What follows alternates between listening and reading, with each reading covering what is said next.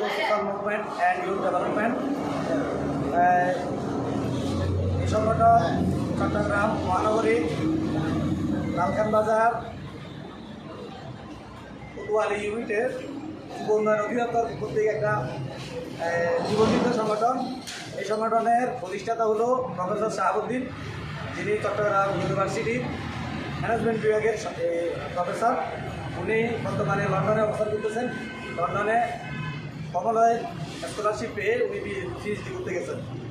ও বর্তমানে এই সংগঠনের দায়িত্বে আমি আছি সভাপতি হিসাবে, এবং আমাদের বেশিরভাগ সদস্য চট্টগ্রাম ইউনিভার্সিটিরই স্টুডেন্ট। পাশাপাশি চট্টগ্রামের সহ আমাদের নিউশালের অনেকেই আমাদের এই সংগঠনের মেম্বার আছে।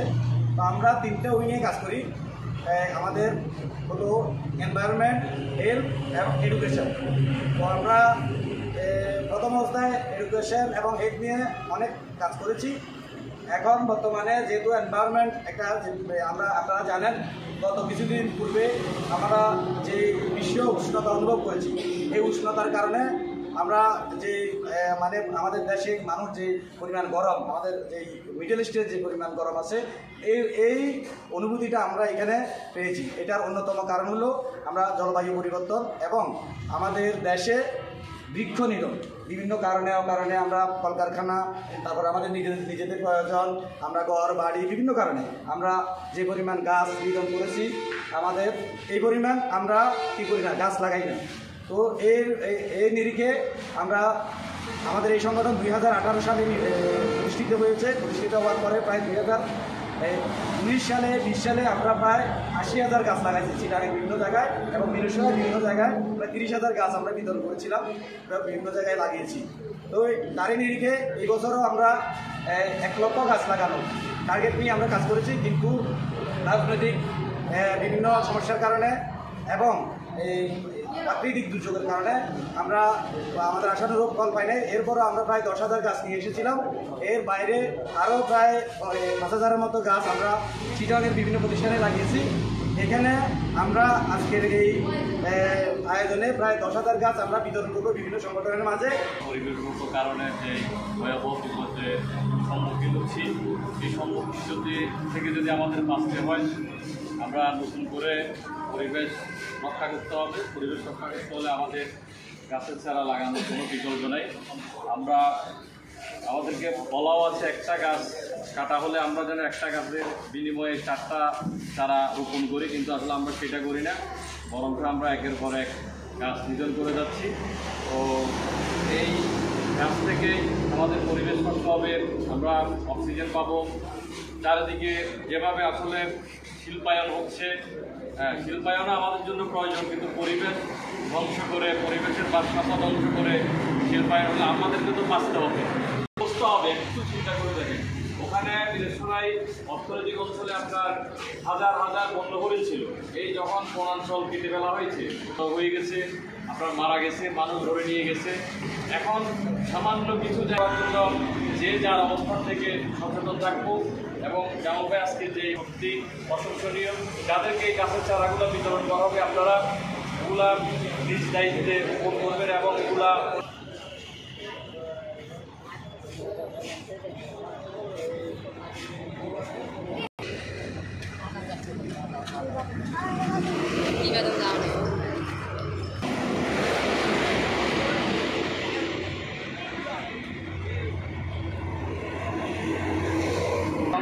বিভিন্ন আরও অনেক উন্নয়নমূলক কাজ এলাকা তৈরি করে যাচ্ছে, এবং যে গাছ বিগত বছরে আমরা দেখিয়েছি বড় বিভাগে যেসব গাছ কাটা হয়েছে, হাজার হাজার বিলিয়ন গাছ কাটা হয়েছে, কিন্তু আমাদের গাছের কোনো উন্নয়ন হয় নাই।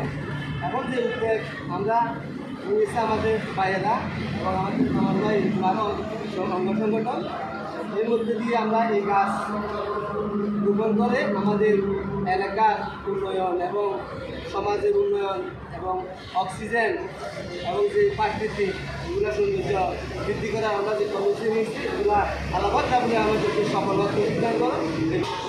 যে একটা কর্মসূচি গ্রহণ করেছেন এটি অত্যন্ত পরিবেশের জন্য ভালো উদ্যোগ। আমরা সবাই চাই গাছ বেশি বেশি গাছ লাগান, পরিবেশ বাঁচান। পরিবেশকে যেমন যে পরিবেশের কারণে আগের যে ছায়া, এই ছায়া অনেকটাই কমে গেছে। এই গাছ লাগাই, আমরা বেশি বেশি গাছ লাগিয়ে পরিবেশকে আমরা রক্ষা করবো, এই আমার সবচেয়ে বক্তব্য। জামাল ভাই 3 নম্বর জোরানগর ইউনিয়নের জামাতের সাবেক সাধারণ সম্পাদক। কয়েকটি প্রোগ্রামে আমার উপস্থিত হওয়ার সুযোগ হয়েছিল। কিছুদিন আগে মাদকের বিরুদ্ধে তরুণ সমাজের উদ্যোগে একটি প্রোগ্রাম করেছেন। সেই প্রোগ্রামে উনি ভরপুরভাবে মাদকের বিরুদ্ধে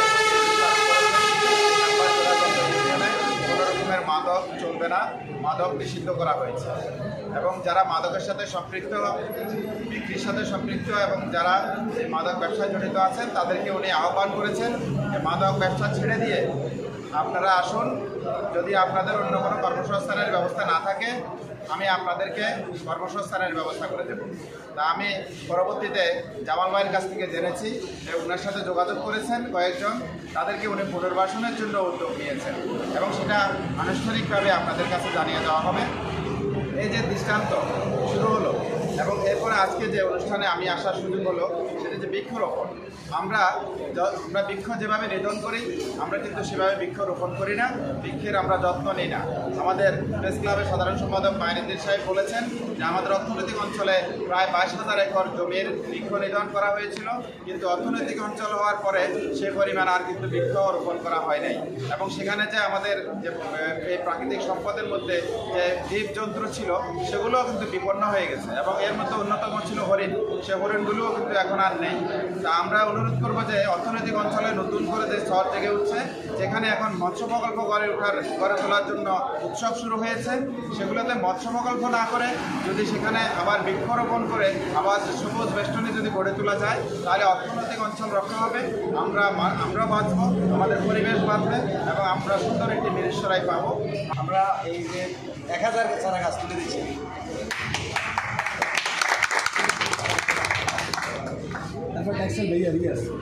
আর টেক্সটাইলের অনির্বাণকে আমরা পরিবারের হাতে কাজ করে দিচ্ছি। আমাকে দেখা যাচ্ছে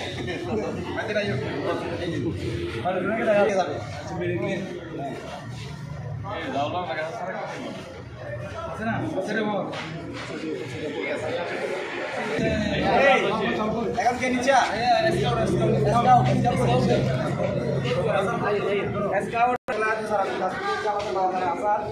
আরো এই যে খেলার মেম্বার আমাদের